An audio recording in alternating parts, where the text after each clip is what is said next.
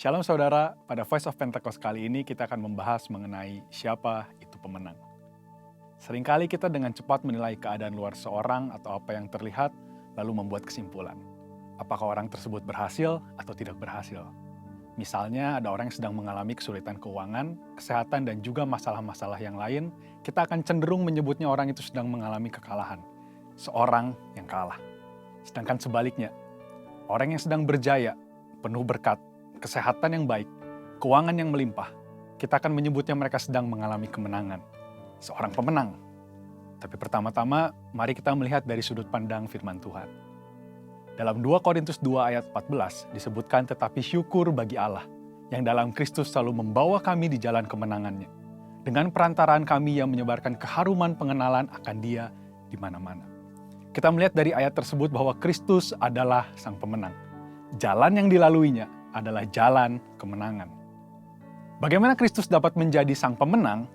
Apakah dalam pelayanannya, dari lahir sampai mati di kayu salib, Kristus tidak pernah mengalami kesusahan, masa-masa yang buruk, ataupun pencobaan? Kita tahu bahwa Alkitab menyatakan bahwa semuanya itu pernah terjadi.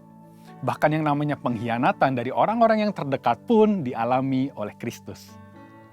Namun, apakah pengalaman buruk itu membuat Kristus mengalami kekalahan? Jawabannya adalah tidak.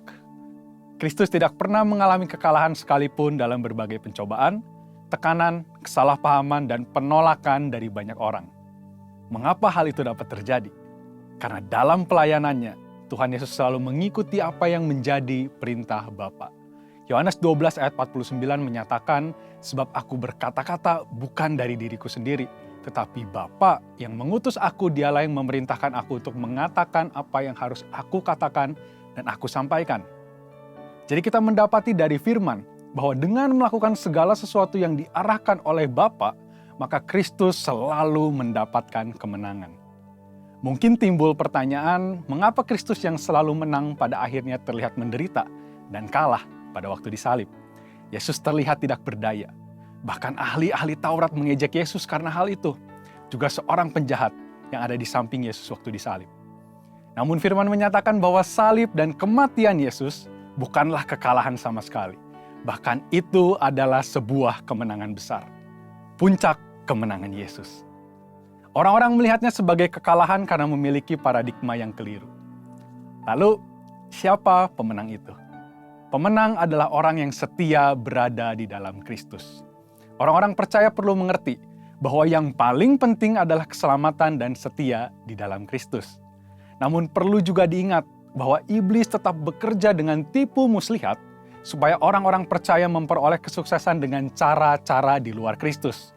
Dengan tipu muslihat ini, orang bisa tanpa sadar semakin menjauh dari Kristus, menempuh jalan yang berbeda dengan Kristus, dan akhirnya terhilang. Ironisnya, dengan semua kesuksesan yang dimiliki, rasa membutuhkan Tuhan pun akhirnya tidak ada lagi. Iblis berusaha menanamkan bahwa kesuksesan dan kekayaan material adalah yang terpenting. Dan itu menipu banyak orang. Ingat, Yesus adalah pemenang. Maka orang-orang yang ingin menjadi pemenang harus ada dan setia di dalam Tuhan Yesus. Pemenang adalah orang yang hidup dalam tuntunan firman dan Roh Kudus. Sebagaimana Kristus berjalan dalam tuntunan Bapa, kita yang rindu menjadi pemenang pun harus menjalani kehidupan yang sama. Bagaimana Bapa menuntun Yesus? Melalui firman yang disampaikan oleh Roh Kudus. Yesus dibaptis Roh Kudus di Sungai Yordan dan kemudian dipimpin oleh Roh Kudus dalam segala pelayanannya. Kita sangat membutuhkan tuntunan firman dan Roh Kudus agar dapat mengalami kemenangan. Orang yang berjalan dalam firman dan Roh Kudus pada hakikatnya adalah orang yang berjalan dalam jalan salib. Orang tersebut mengalami kematian daging, dan manusia rohnya semakin hari semakin kuat. Pemenang adalah orang yang menyebarkan pengenalan Kristus. Murid-murid Kristus diperintahkan untuk menyebarkan keharuman pengenalan akan Kristus kepada semua orang. Inilah tanggung jawab kita yang sesungguhnya. Mungkin kita tidak mau melakukan hal itu, merepotkan dan tidak nyaman. Namun kemenangan yang Tuhan berikan kepada kita begitu besar dan itu tersedia juga bagi banyak orang. Paradigma kita harus berubah. Tuhan memberikan kemenangan agar kita menyampaikan hal itu kepada orang lain dan mereka mendapatkan kemenangan yang sama. di dalam Tuhan Yesus. Bagaimana jika kita tidak melakukannya? Itu berarti kita belum hidup dalam kehendak Tuhan yang sempurna mengenai kemenangan. Kita seperti anak-anak yang hanya menginginkan berkat tanpa mau memikul tanggung jawab yang seharusnya. Dalam menjalani kehidupan kita mengalami banyak kesulitan. Tetapi orang yang hidup dalam Kristus pasti mendapatkan kemenangan. Tuhan mengizinkan kesulitan untuk membuat kita semakin dewasa. Dan supaya kita bisa membawa pesan kemenangan itu kepada orang banyak.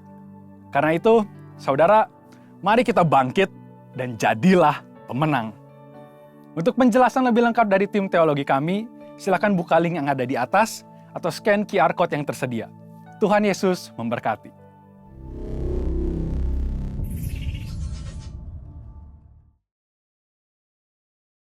Hey Indonesia, it's Andy, Sam and Josh from Planet Shakers here, and we can't wait to be with you for Planet Shakers Abundance Tour. Friday, the 4th of July, we will be there at Central International Convention Centre in Bogor.